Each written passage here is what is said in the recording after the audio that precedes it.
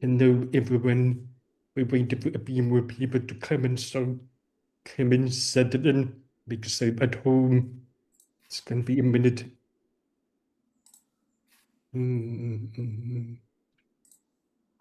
All right, we've got to hit the number. Let's get started. Welcome, everyone. Thank you for joining us today, the fifth and last of 5-hour-long sessions celebrate the works selected for the 2025 NEA Fellowship in Translation. First, we'd like to acknowledge the Center for the Art of Translation for supporting this Zoom series and putting the word out. Thank you, Megan, Leslie Ann, Chad, Casey, Allison, and all the other wonderful staff at CET. Since 1981, the National Endowment for the Arts has awarded more than 600 fellowships to 538 literary translators across 82 languages and 93 countries. Our 2025 cohort was awarded grants to support translation into English of works written in 17 different languages from 21 countries. Thank you to Amy Stores, Katie Day, and the other former NEA staffers who worked tirelessly to support artists and translators in every way they could. We may be grateful to you. And I'm indebted to YZ Chin, who's been an invaluable and utterly delightful ally in organizing these sessions. We may be lucky to have you as part of our cohort. Super moderating today. Over to you, YZ. Thank you, Jeffrey. Thanks for conceiving of this reading series, bringing us all together. So I personally am using the series to manifest future cohorts of NEA Translation Fellows. So today we have 3 fellows presenting, and we have a special treat at the end. But first, please welcome our 3 fellows presenting today, Elina Alter, Soleil David, and Julia Sanches. And the special treat is we have 2 representatives from the NEA 2025 Translation Fellowship Selection Panel, Leila Benitez James and Aruni Kashyap. So the 3 fellows will each share their project, awarded a 2025 NEA grant, after which Leila and Aruni will speak about their experiences judging and selecting. And at the end, we'll have some time for Q&A, so please feel free to type comments or ask questions. There's a Q&A button. There should be a Q&A button at the bottom of your screen, and also feel free to use the chat if you would like, and we'll get to the questions afterwards. All right, so first up, we have Elina Alter, who translates from Russian. Her translation of Alla Gorbunova's Things and Thoughts, all caps, will be out in October from Deep Vellum. All right, take it away, Elina. Great, thank you. Can everyone hear me? Great, okay. Yeah, thank you so much for being here and for the last couple of sessions and also for the grant. I'll read the first few pages of Step, which is the novel project that I received the grant for. Step is the second in a trilogy of novels by Oksana Vasyakina, who's a 35-year-old author who writes in Russian. Vasyakina was born in Siberia, has spent much of her adult life in Moscow, and was well known as a poet before she started publishing fiction. And the first novel in the trilogy, Wound, was her first novel that she published in general. And it won a bunch of the Russian awards when it came out in 2021. It was also pretty controversial because it deals very frankly with the narrator's like lesbian relationships, also with her mother's death, all these kinds of things that are still rare to address so frankly in prose, and also because it was understood as autofiction, which it is, the genre upset people. But lots of people also loved it, and Step is the second in the trilogy. So Step follows Wound, and where Wound is mostly concerned with the narrator's mother, Step is an approach toward the narrator's father, who's also a very complicated figure. So I'll read a couple of pages from that. And STEP will be out in January, this coming January, from Catapult. I've seen the STEP from the window of an airplane. Do you know what it looks like? The STEP looks like a sinewy piece of yellow meat. Dark orange lines like heavy serpents stripe the sands. Gray rivers stripe the sands. The steppe is no desert. You can see the life in it. Gray and blue grasses, churring insects, cool eels, darting dice snakes in the Volga Delta. I used to think that the steppe resembled a soft belly. Through the window of my father's truck, I could see its spread rolling upward in tiny hillocks.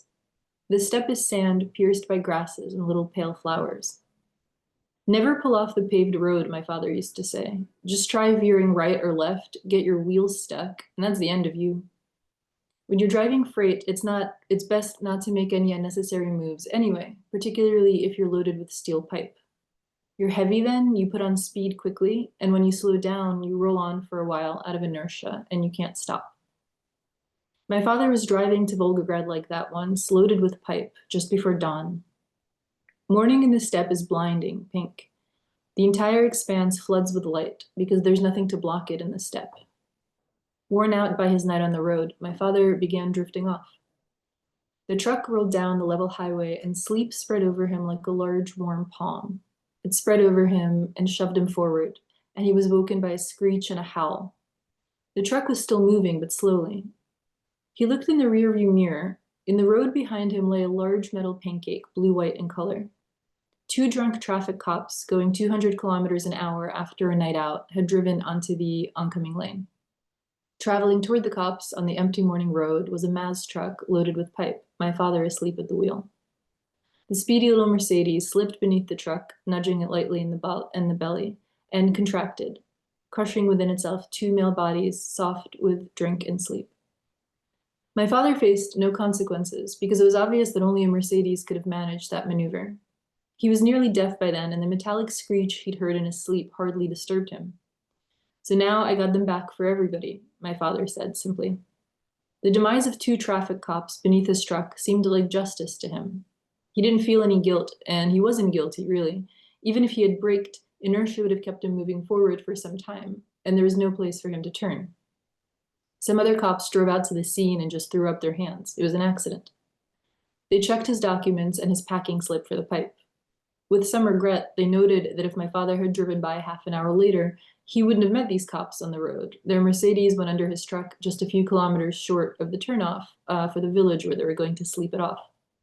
My father hemmed, thinking that it was their bad luck because he hadn't slept at all that night, and also because they were bastards. When you're transporting chickens, you drive to the sounds of ceaseless clucking. The birds get loaded underneath the tarp like that, squat cages stacked one on top of the other. On the road, they start to die and rot in the heat. When they unload the bottom layer of cages, it's full of little limp orange and white carcasses, all dead or about to be. And the floor of the trailer beneath them is covered in dark, stinking stains and gray-white droppings. It's a mess after driving watermelon, too, because bouncing over bumps, the watermelons crack and leak. Then they spoil and stink. After cargo like that, you have to take a broom and meticulously sweep out the wet wood plank floor, then blast away with a high-pressure stream the ingrained stains of droppings, blood, and fibrous fruit flesh. My father preferred driving pipe. He said that pipe doesn't croak and doesn't spoil. You just load it and go, or you stop and you don't bother watching it. No one's going to steal pipe from you. It's too heavy. There was a time that his truck was stolen together with the pipe, but I'll tell you about that later. Okay, yeah, those are the first few pages. Thank you guys again. Thank you. That was very, by turns, harrowing and also funny, and it made my face not know what to do. All right, thank you. So next up is Soleil David, who translates from Filipino, and she's an editor at The Margins from the Asian American Writers Workshop. Welcome, Soleil. Hi, everyone. Thank you for being here. Thank you to the Center for the Art of Translation. Thank you for our panelists and for the National Endowment for the Arts. I'm going to be reading a story from the book Ang Kompendio ng mga Imposibleng Bagay, translated into the Compendium of Impossible Objects. And it's by this author, Carlo Paolo Bacolor. They're a non-binary playwright, director. Oh, can't see that, but like, we really love that it's this book that's called a compendium, but it's like, if you can see, it's super tiny. So love that. I'm going to read a short story called After This, and it's about queer longing. And yeah, I'll start. What are we afterwards? Asked Tanya. From her room, Valerie appeared at the door. Do you still wear this shirt? Sorry, I've turned it into a rag. Tanya approached Valerie and took the shirt from her. On it was a glittery turtle. Slow down, honey bun, which made her laugh. The shirt's musk reminded her of mayonnaise. As she glanced up, a rat happened to run by her line of vision. V, Toots is back. Tanya threw her t-shirt on the sofa. She leaned on Valerie's doorframe and observed Valerie's ass as her head and most of her torso disappeared under the bed. Tanya looked back at where the rat ran to, and to her surprise, it was still there, staring back at her. It was only when she walked to the kitchen that the rat ran away. In her periphery, thousands of things surrounding Valerie, things she had fished out from underneath the bed.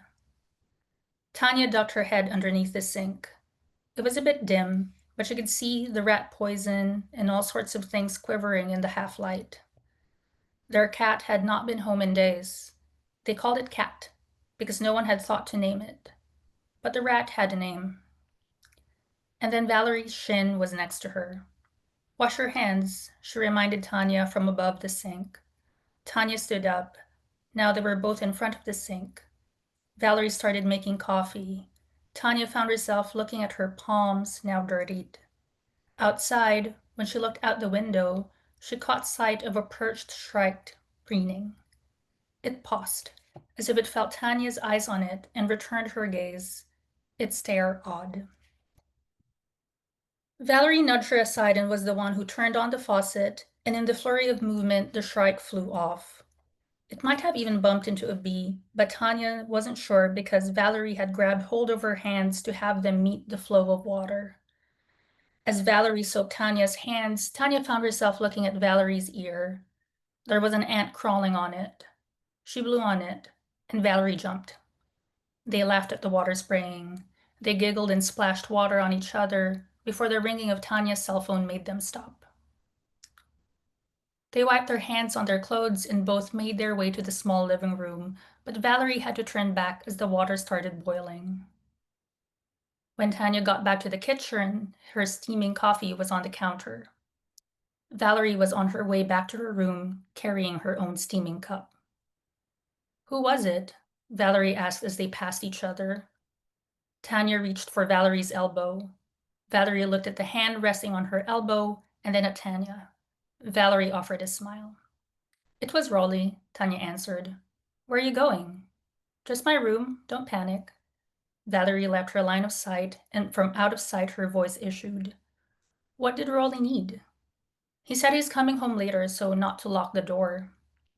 Tanya burned herself as she reached for the cup on the counter.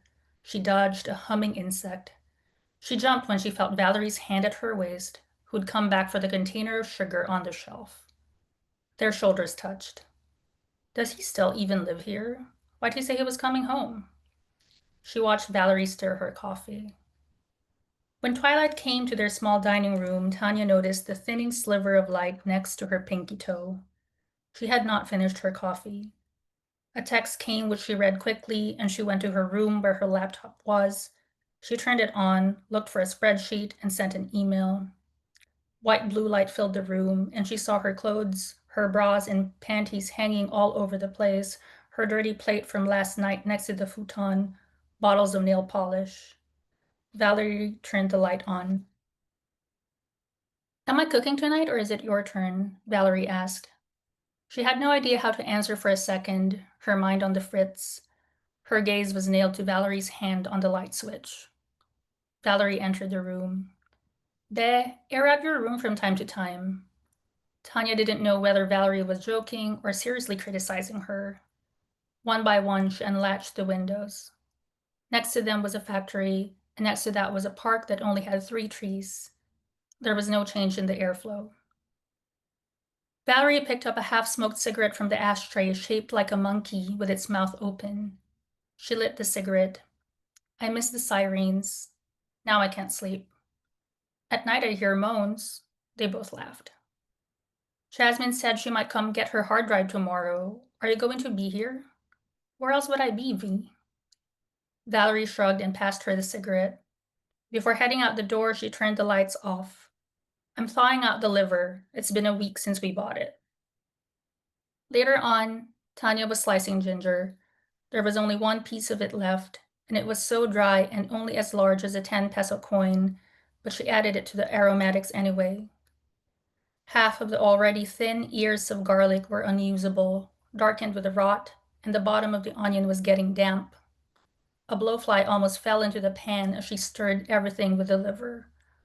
While sautéing, she kept feeling moths flying close to the back of her neck, moths that were shoving their bodies towards the light bulb. They were getting bigger and getting fatter as they swallowed the light, while the darkness deepened. She turned off the stove. While washing the knife, she cut herself. Because she didn't notice, no sound issued from her. She only noticed when she looked back at the banguera after shooing at a few insects that were buzzing at the light bulb. The water had turned red. She held her hand up and called to Valerie. V! V wasn't answering. Tanya's sliced finger throbbed, blood slowly crawling down her knuckle. She couldn't see anything to stanch the flow of blood, and the rags and towels were all dirty. Valerie? Tanya went to Valerie in the living room, but Valerie wasn't there. Their rental wasn't so big that she wouldn't be heard. V! She peeked into Valerie's room, the outline of her bed and a few boxes. Tanya was going to reach for the switch, but the blood had made its way to her palm. She called out again. She peeked into Raleigh and Greg's room. V! It smelled of freshly sprayed deodorant. Blood was at her elbow. She peeked into Jasmine and Beng's room. There, she stopped. In the light thrown from outside, there was their cat, next to running shoes and scrubs in hangers. It was chewing on a centipede. The cat also paused and looked at her with observant eyes. Tanya! Valerie pulled at her, a towel wrapped around her, her hair still wet. She had just taken a shower. And I'll stop there. Thank you so much. Thanks so much, Soleil. Talk about tension. Next up, we have Julia Sanches, who translates from Spanish, Catalan, and Portuguese, and is tuning in from Providence, Rhode Island. Hi, everyone. Thank you, Jeffrey and YZ, for organizing, and to Soleil and Elina for reading, and to everyone who's here on a Friday morning. I'm going to be reading from Mariana Salomão Carrara's second novel, which in Portuguese is called É Sempre a Hora da Nossa Morte, Amém. Mariana Salomão Carrara has now written, I believe, 4 or 5 novels on top of working as a public defender in São Paulo, Brazil. This is her second novel, which I believe I already said. I'm currently co-translating her 4th novel for Catapult as well. So it feels a little special to go back to this when I've been in a completely different world. É Sempre a Hora da Nossa Morte, Amém, or It Is Always the Hour of Our Death, Amen, follows a woman who is found wandering lost on the side of the highway and is taken to a home and can't really remember any details about her life. And the book unfolds in either real or imagined memories and conversations she's having with a social worker who really wants to figure out what's going on so that she can free up space for someone who actually needs it, because she can tell by the woman's demeanor that she probably comes from some amount of comfort. I'm going to read just a little bit from chapter 1 and 2.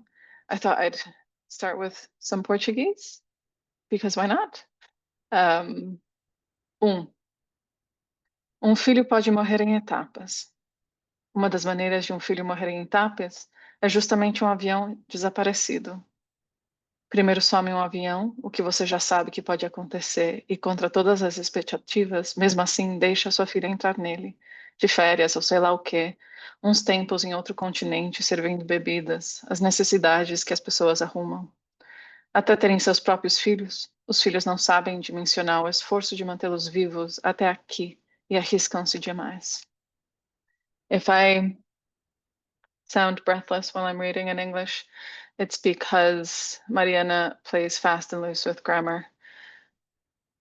So it's true to the experience of reading the book, I hope. 1. A child can die in stages. One way a child dies in stages is when a plane goes missing. First, they vanish into the plane, which is something you know can happen, and yet against all odds, you let your daughter get in, on vacation or for whatever reason, to spend a while on another continent serving drinks. One of those things people decide they simply must do. Until they have kids of their own, children have no idea the effort it takes to keep them alive, and they go around being reckless. So when the plane goes missing, that was 10 or 15 years ago, I found out right away on TV and dropped my teacup like in the movies. Movies are right about that. Your fingers slacken and the cup plummets to the floor. Your child goes missing with it. What follows is a physical reaction, the body rushing to purge your last meal because there's no time to digest, only to react to that indescribable pain, which requires an empty stomach. Maybe you see a long cloud thinning out as a plane emerges, the plane with your daughter and the children of countless other parents. How dare this machine that flies to other continents bearing children through the air?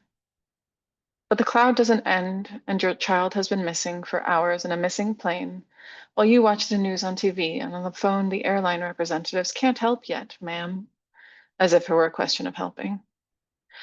Before setting off, she said she needed space because this is no way to live.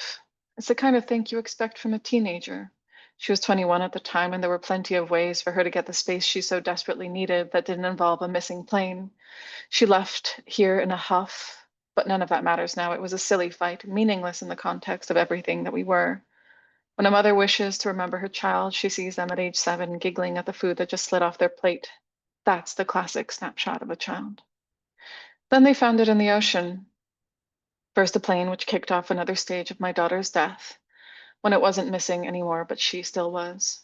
You picture an island, she escaped. And every stupid thing you imagined weighs a little heavier when you finally get the call. They also found her body. 2. My daughter Camila had her father's summery complexion and thick hair that grew fast over her eyes. I'd tell her to trim her bangs. Even when she was a kid, I was adamant about the bangs because she rode her bike with her hair in her eyes. And obviously the reason we bring kids into this world is to ride bikes and get their heads crushed by a bus. All because they refused to trim the bangs that got in the way of them seeing. Cute. For all her trying to die from long bangs, my Camila went and died from another injury. From sepsis, a word I was familiar with, but only as a word, even though a word is no small thing. The school was in chaos. She was in her senior year and about to study journalism.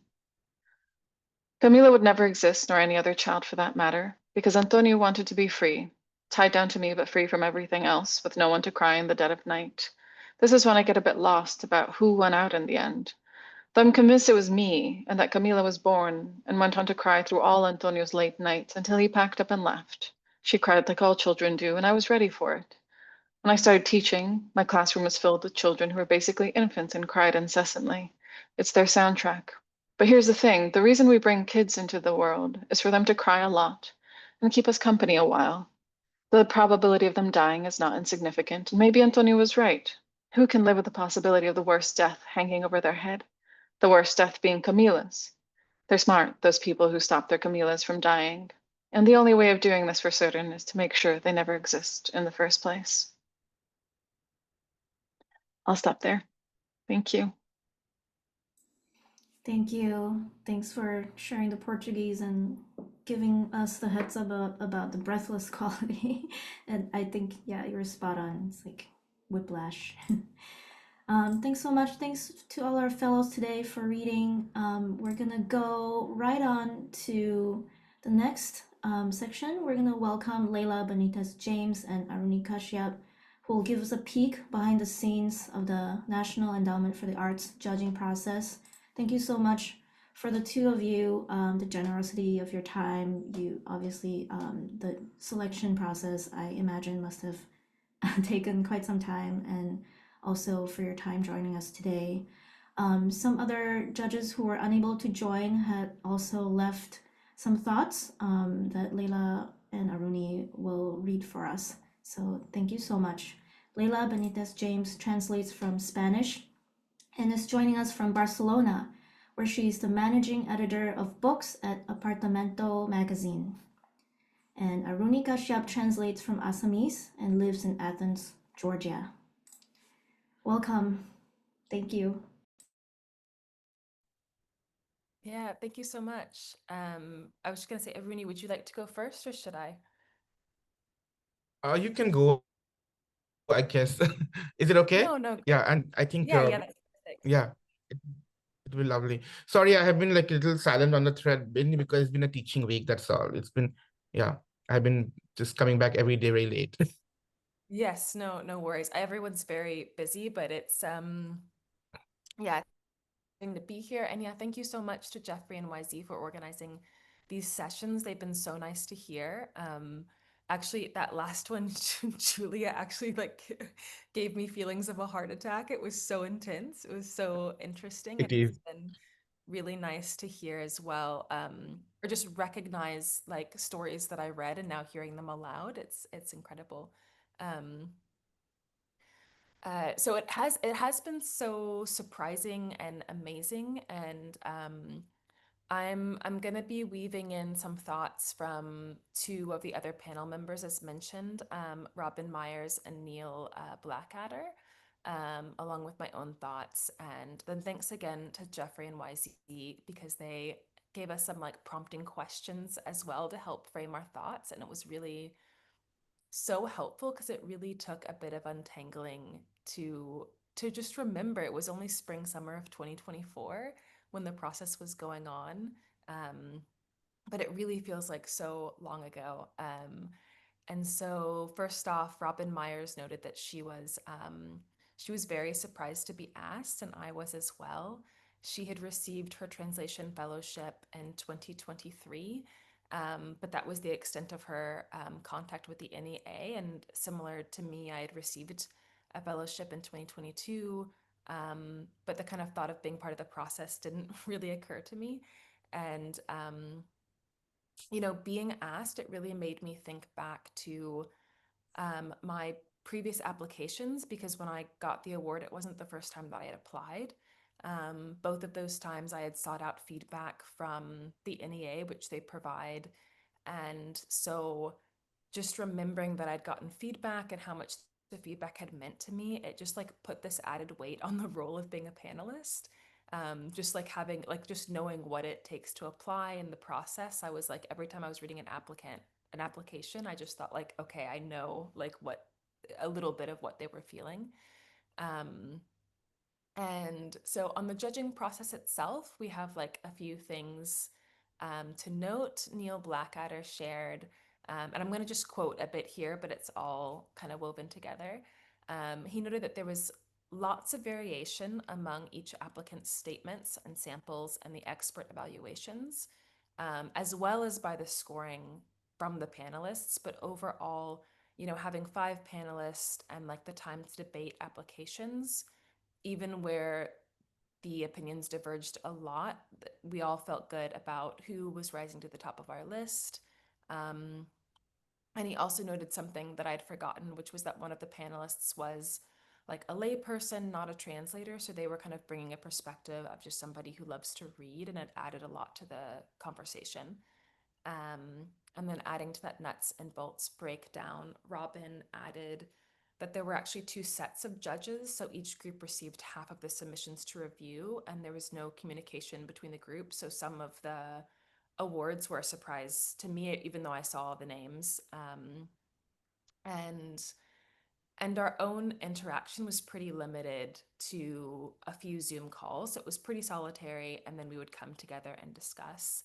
Um, she notes that the discussions were very thoughtful and enjoyable, and I remembered that as well. It felt like a nice meetup, and the debates were really fruitful, and everyone was pretty much on the same page, like all things being equal, that there was an idea to prioritize like early career translators and projects and languages that were historically excluded from the NEA and the US publishing scene. But there was like a big discussion about, it's very much like all things being equal, maybe this would be the kind of thing that would tip it over the edge. And she noted too that we were like, encouraged to recuse ourselves if we felt any conflict of interest. And there was a nice, effort at transparency and fairness that I feel like they took really seriously. And another thing that Robin noted was that there was a breakdown of scaling from 1 to 10 for artistic excellence and artistic merit, which I guess you probably would remember from the application. And we had a lot of discussions about how slippery that distinction can be. But it was good that there was a call to evaluate the aesthetic strength of a translation, and the original work. Thinking about what made the original work like so significant, and give that some weight as well. She also notes that the readers' reports were really helpful and insightful, and they were written by bilingual speakers, and they helped contextualize, if you weren't familiar with the language. And she noted that with a few exceptions, she found the reports really helpful and insightful. But I remember there were some that were also just really, really, I don't want to say harsh, but they were really hard. They were like coming for people on a word-to-word level in a really impressive way. Um, and I mean, some of them could really be published essays. Like, so, there were some that I just thought like, this needs to actually be in a journal somewhere. I would like to read it. Um, and it also, I mean, it made me curious because with the NEA feedback, you get the kind of like judges and panels, but you don't get the expert readers reports. And so it made me curious, like if I could have seen my own, what it would have been like. Um, there was a really lovely question that they landed on about advice, and so I'll actually read that. What advice would you give to all the fellows as they pursue their projects in earnest, and to applicants who might seek out similar fellowships and grants in other contexts? And responding to that second question, Robin said that she thinks that the NEA process was really thorough in evaluating both the translation sample and the project sample. But for her personally, she puts a little bit more strength on the actual work in progress and the vision for where it's going. And like for her, it's like she puts a lot more stock in the sample. She says if an applicant had a and shiny project statement, but the sample itself was a bit weak, it gave her pause. But if the sample was really, really wonderful and the project statement felt a bit rushed, that worried her a lot less. So she advised to give, a lot of attention to both, but that the most important thing was that the translation itself feel really vivid and alive.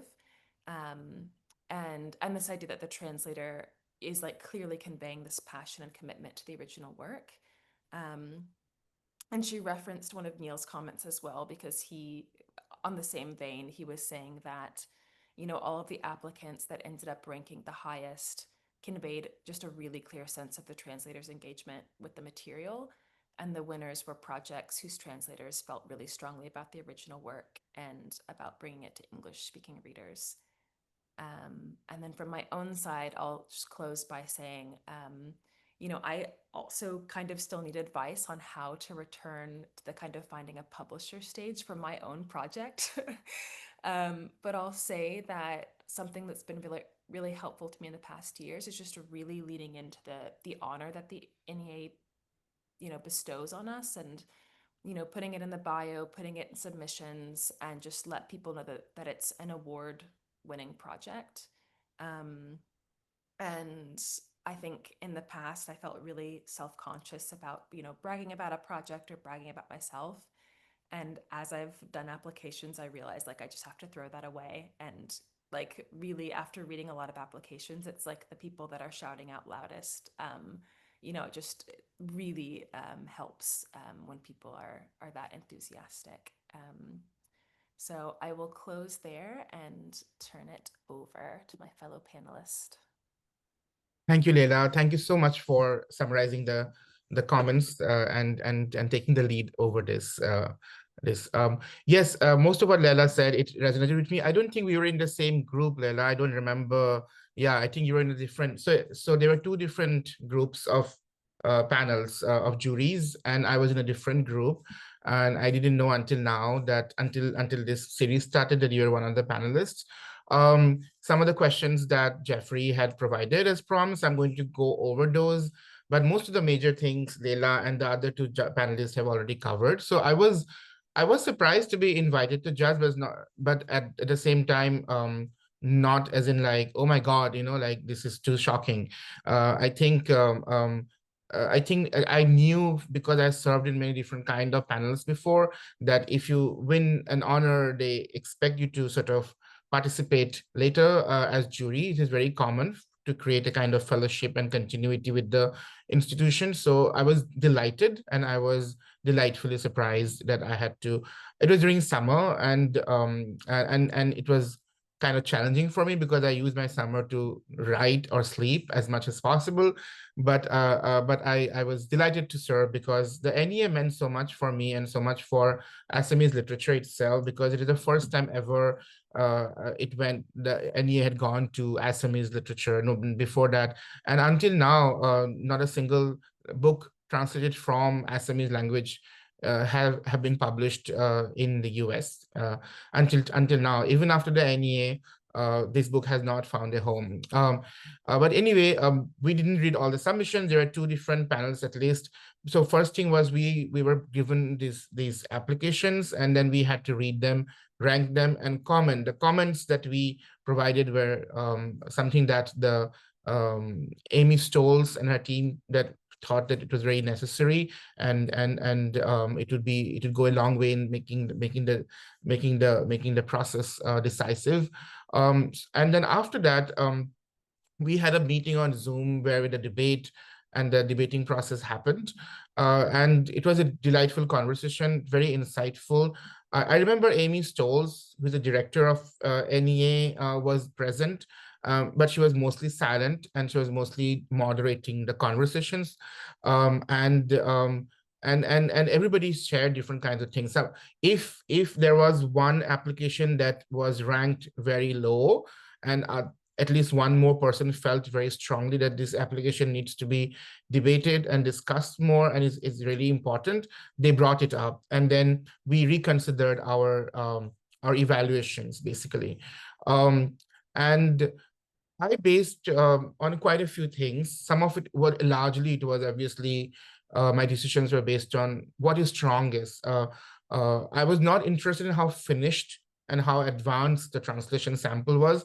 I was more interested in how strong is the proposal, and how strong is the advocacy for the work, how the translator has represented the author and convey to me that this is a really important work, not in the source language, but also will generate new kind of conversations in the target language at this specific time. So it's not topicality, but I was thinking about relevance. Why is this work at this point relevant to US readers, to English readers? Why should this book be translated to English? And what kind of new conversations it might tap into, enhance and enrich existing discourse, literary discourse about both translation or some other themes that the book was talking about. The source language input was really valuable, and like Leila, some of it was very strong. And I remember that, but they felt very passionate, and they felt very passionate. They were very dedicated reports, basically. So, I didn't assume that I would read any kind. I went with a completely open mind, and I was ready to be surprised, ready to be delighted, ready to be completely seduced by the project. There were some projects I remember, losing specifics, mainly because for some reason it seems like the world has changed totally since then, so so much has happened. So I feel that it is as if it happened too long ago. So forgive me for that. But I remember there were some projects we just felt so unanimously, everybody was ranking it like the highest numerical value. People are rapturous with the praises, the source language. So those projects were no-brainer. And they won eventually.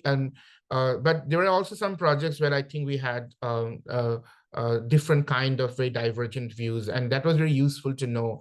I remember discussing something a little bit about like how finished the samples should be. There were some discussions about that. And some people felt that they should be as finished as possible. I felt that it's okay to have some kind of rawness and work in progress nature to it.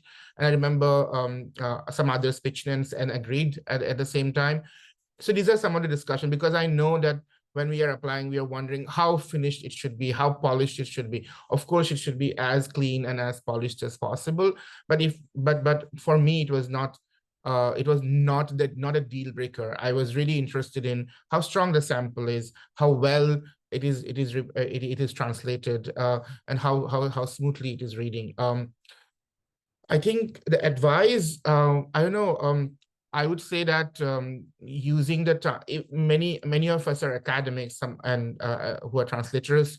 If you have an arrangement of taking out time by buying out a course through the NEA money, then I would say it's really good to dedicate those teaching hours into the translation, because it becomes difficult later. So it's good to translate it make as much as progress in the project during that year. But for that, the award money has to be significant. And I think there was a point when it was much more slashed, and then last year it was slightly better. We went back to the original amount, if I remember correctly. But then right now we're in a different situation. I think having the NEA really helped me, in the sense that it was really big news in Assam. Everybody covered the writer. The writer was had kind of sunk into oblivion, and suddenly he became very central to the conversations, because people really realized that. But I don't really think it has helped me here among but in the publishing industry, I don't really think it has been able to at least make an impact in my case. And I say this because as a very much insider of the publishing industry, so to speak, because I'm a writer, I'm constantly involved. I direct a creative writing program. We have doctoral students working here. So I feel that one of the reasons why a lot of South Asian translations are not available probably in the US literary culture is simply because most US publishers have a quota that this is the brown writer, this is the South Asian writer we are going to publish. So a lot of that quota is filled up by the South Asian Anglophone writers, and as a result, works that are translated don't end up getting published. So I think there is a structural problem there that editors can change. On the other hand, a book from German or French or Spanish probably doesn't have the similar kind of thing where somebody else, where English writers are completely dominating. It could be because of that. But anyway, it really helped me. Definitely, it's a great honor, and in most literary contexts, is taken very seriously. So I feel that it really boosted my my career. It was actually also my first time applying, so that was the biggest shocking moment that I that I had when I got the call from Amy Stoles, because when I eventually met all the other panelists, all the other fellows that year, it was a Zoom meeting. Most people said they had applied for several times, and so I knew I was very fortunate, but that realization was much more acute when I met the other fellows on Zoom. Thank you very much. I think that's all I have to say. Thank you. Thanks again, Layla and Aruni, for sharing the thoughts. Yeah, I'm very interested. I might have some questions for you later on, but yeah, thank you. It's so great to hear like differing viewpoints across the selection process. Like I think most people would like to hear that there is room for healthy debate, room for yeah, differences in opinion. So and like the rigorous conversations you spoke of, yeah, that's all very encouraging to hear. So thanks for giving us a peek behind the scenes. Yeah, let's do Q&A. I think we have a question from Jeffrey to start, and then everyone is welcome to type your questions into chat. And if no one has questions, then I will try not to dominate with my own questions. But Jeffrey's question is, he would love to ask the panelists about the experience of finding or discovering each of their own books, because it's so clear that each one is a very personal choice.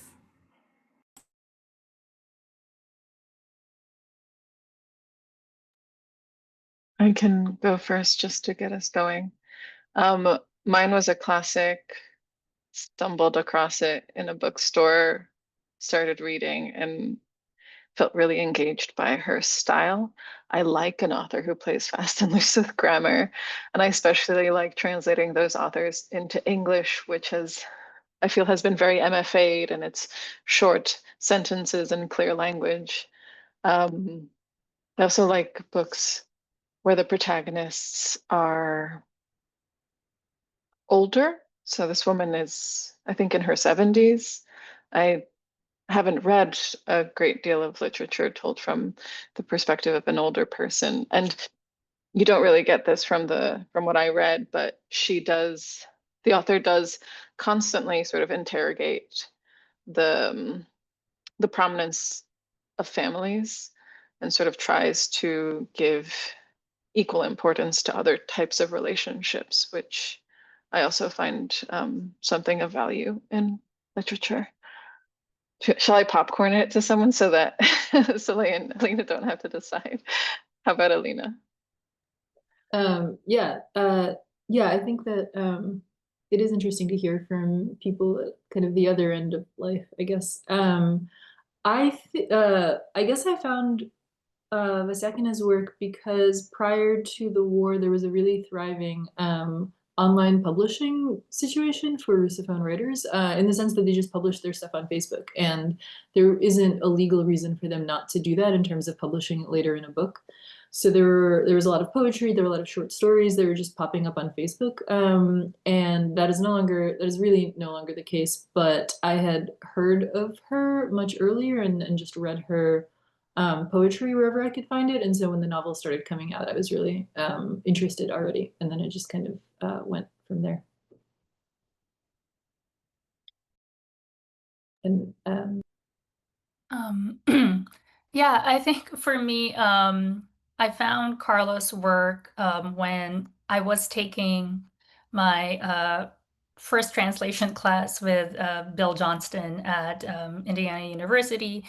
And it was one of those classic, I have a deadline in 2-3 weeks. I have to turn in a draft translation, and it was me and a stack of Filipino books at the IU library, just like reading, just going through, like basically like 2-3 sentences of a story, and if it didn't grab me, then I just moved on. And in that process was where I found Paulo Bacolor in an anthology of speculative fiction from the Philippines. And someone was talking about how like the being seduced by a work, and that was how it was with Carlo. And I had never heard of them before. Granted, it was my first translation class, and I had kind of like I had migrated when I was 17 to the United States, and kind of like haven't really been reading work in Filipino that intensely. And kind of part of why I wanted to be a translator, like I've always wanted to be a translator, honestly, but like kind of getting over the hump of like, oh, everyone speaks English in the Philippines, is that I just really wanted to read more Filipino literature. So I was doing that and found their work and just turned it into the class, and then really loved working on it, and then just got in touch with them on Facebook, just cold Facebook them. They told me later that they were like at a club when they got my when they got my Facebook message, and and then they were like, yeah, let's because I said, can I get this published? And um and then they were and then they were just like, here's all my other stuff. They're mostly self-published. At that point, this book hadn't been picked up by an indie publisher in the Philippines yet. And so they just gave me all the stuff, all their work, and I still have them. And this is one of like their collected short stories. So I've always just kind of had a good relationship with them. They're we're contemporaries. They're like 42, 43, something like that. They don't, and they also they're an outsider artist. They're not, like in the canon of Philippine literature, which I loved. And yeah, that's how I found them. Great, thank you. Yeah, you gave me flashbacks. I quit Facebook a long time ago, but I reactivated it just so I could talk to the author I eventually translated. It was for a good cause. Okay, we have another question from chat. So we happen to have three or more heritage speakers. So would anyone like to talk about how lovely it is to be able to bring languages that you grew up with into English for large swaths of monoglots?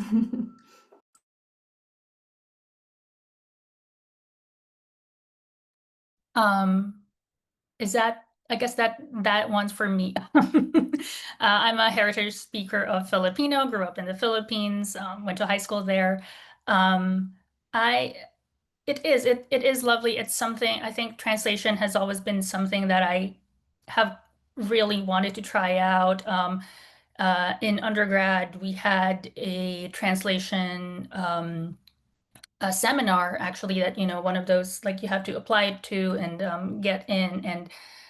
And one of my biggest regrets is that I never did that, because I just felt, I was still definitely in my feelings of, everyone speaks English, who needs this? And then you look at because they post the list of like all the people who get into all the writing seminars. And every year I look at the names and they're all Anglophone names. So it's like, so it was like kind of really hard to be like, do I belong here? I don't think I do.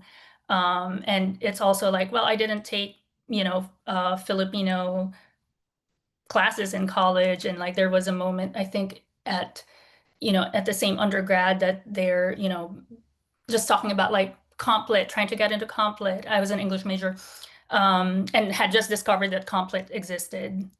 And I was like, that sounds great. But in order to like declare the major, I had to show documentation that I knew a secondary language. And I was like, well, I can just tell you that I speak Filipino, but like, how would you believe me? The medium of instruction in the Philippines is also English. So like, there's no proof. You would just have to believe me. So then all of that was just kind of like swirling. So to kind of finally get out of my own way and accept that, this is what I really want to do and I love doing this. And, and at IU, I had a conversation with Bill before I took his class, and he was just, so very welcoming of new translators and was very excited. And yeah, I think just kind of getting that welcome and from, everyone in translation has been amazing.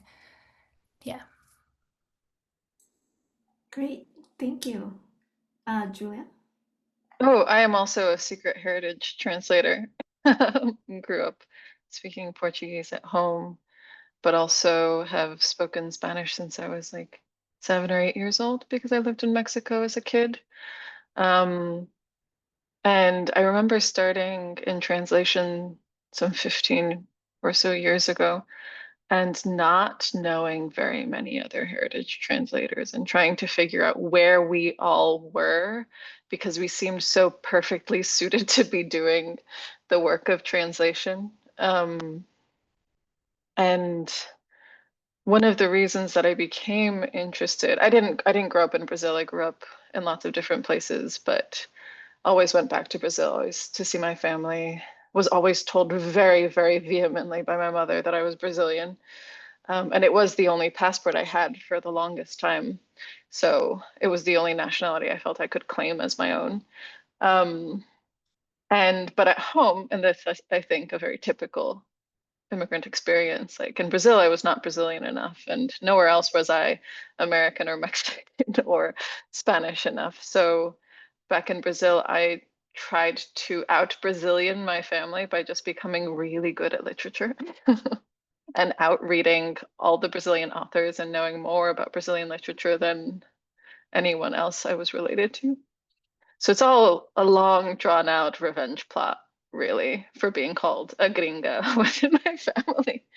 Um, but funnily enough, I find myself translating less Brazilian literature than I would like, because even though Spanish is spoken in so many different countries, I find that publishers publish a lot more literature from the Spanish-speaking Latin America than Lusophone Latin America. And so I'm really delighted that I get to spend some time with this book because she's also from the city where I'm from. She's also not, I haven't translated a lot from there either. Okay, I'll stop now. Yeah, I think to be, I guess, brief about it, I was born in St. Petersburg, so I grew up speaking Russian. Then I moved to the US when my family immigrated, so I was educated mostly in English, and my Russian got bad. And so translation, I think, in a way that sounds maybe similar to both the other panelists, was a way to kind of initially just get the language back in working order, because it was strange to freeze in the middle of a sentence and then just sort of like stare at the other person until one of us like filled in the silence. And there's obviously a long and storied history of Russian translations into English. But in conversations with people who are interested in literature, I find sometimes they kind of trail into the 20th century, but they often stop at the great 19th century classics. And as a professional contrarian, I just got annoyed with this, and because there is so much interesting stuff being written now. So I think I was interested primarily in contemporary Russophone literature when I started translating, which was, I guess, at the end of college and soon after that. Great, thank you so much. Those are all really thoughtful answers, and I love how we're just fueled by revenge and contrariness. That's awesome. I think we have time for like one really quick question, and it's an opportunity also, a plug for the panelists who have found publishers for your projects. Please do drop links. And if anyone would like anybody on the call, not even scheduled to speak today, feel free to jump in. If your book has been picked up by a publisher, did you include the NEA award in your pitch? Like, how much do you think that made a difference? Feel free to jump in.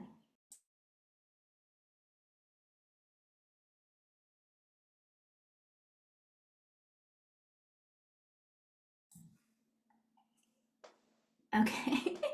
All right. I think everyone's okay. Elina, go ahead. Just because I think with Step, it was a slightly different situation because it's the second book in a trilogy, and I had already worked with a publisher on the first book, so they were interested in the second book. But undoubtedly, if that were not the case, I would have been very proud of the NEA and mentioned that, I guess, when I was pitching. Awesome. Thank you so much. Last question for Julia. Does your author use a lot of punctuations in their long sentences? No. She only uses full stops and commas. I love an M dash, and I really wish there could be more M dashes in her novels. Her fourth novel, which is the one I'm co-translating now, is told from the perspective of four non-human narrators: a tree, a truck, a spray suit, and a mirror, an antique mirror. And it's really interesting trying to feel my way around what is voice for the narrator and what is just the author's style. She's a big fan of Saramago, who wrote famously long sentences, and Elvira Vigna, who's a sort of untranslated Brazilian author who's sort of like spunky and loose also in her writing. And you really, I don't know if other people in this room have found this, you really have to stop yourself from overcorrecting and just let the structure and the grammar and the language be strange without having the little copy editor's ear being the voice in your ear being like, sure you don't want a semicolon there? It's like, nope. I am my own grammar enforcer, and it's really hard to make myself stop. Oh, yeah, that's cool that you're still drawn to, despite the little voice, you're still drawn to, yeah, the wildness. Okay, well, thank you everyone for joining us today, the very last of our reading series. We appreciate you, we love you, and I'm gonna turn it over to Jeffrey now, who will wrap things up. Thank you for that, Wazy. This was truly wonderful. Thank you so much, everyone, for tuning in today and for the past 5 weeks. We couldn't have been more grateful to Amy Stores, Kay today, and the remainder of the former NEA team for their relentless advocacy for artists, and for the Center for the Art of Translation for support of this series. I hope that it inspired each of you to go out in the world and champion translation and connection in the literary arts however you can. Take care. Thanks, everyone.